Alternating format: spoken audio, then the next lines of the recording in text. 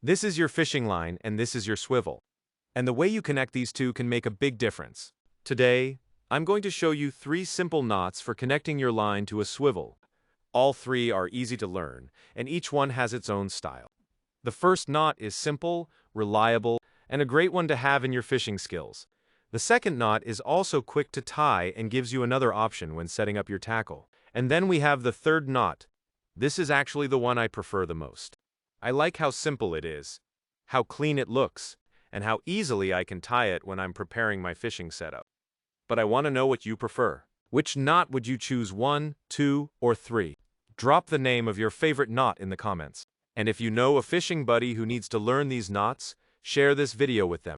Don't forget to like and follow Mubarak Fishing Arts for more smart fishing ideas and useful fishing techniques.